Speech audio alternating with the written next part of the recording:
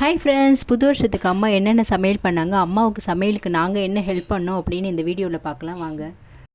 இட்லி சுட்டுட்டாங்க, சாதத்துக்கு ஒலையும் வச்சுட்டாங்க. மோஸ்ட்லி நாங்கள் டபரா இல்லைன்னா குண்டானில் தான் சாதம் வடிப்போம்.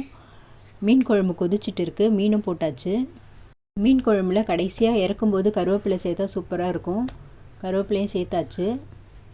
சங்கரா மீன் குழம்பு, ஆட்டுக்கறி குழம்பும் கொதிச்சிடுச்சு. மீன் குழம்பும் ஆட்டுக்கறி குழம்பும் அம்மா செஞ்சுட்டாங்க. ஆட்டுக்கறி குழம்பு கொதிச்சிடுச்சு. இப்போ கடைசியாக கருவேப்பிலை கொத்தமல்லி தூவியாச்சு. அம்மா சமையல் எப்போவுமே சூப்பராக இருக்கும். எஸ்பெஷலி மீன் குழம்புக்கு ஏகப்பட்ட ஃபேன்ஸ் இருக்காங்க. நான் என்னென்ன ஐட்டம் பண்ணியிருக்கேன்னு பார்க்கலாம்.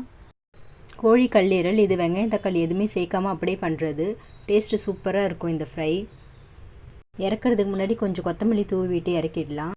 இது மசாலா எல்லாம் அம்மா போட்டு ஊற வச்சுட்டாங்க. ஷீலா மீன் வறுவல், இதுவும் வீட்டு மிளகாத்தூள் போட்டு தான் ஊற வச்சுருக்கோம். வீட்டு மிளகாத்தூள்லேயே எல்லா மசாலாவும் வந்துடும்.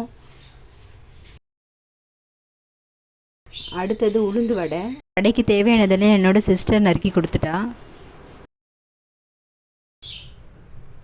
கடலைப்பருப்பு வடை, சிக்கன் 65. இதுதான் எங்கள் வீட்டு சமையல். இந்த வீடியோ உங்களுக்கு பிடிச்சிருந்தா லைக் பண்ணுங்கள். Please support us. தேங்க்யூ.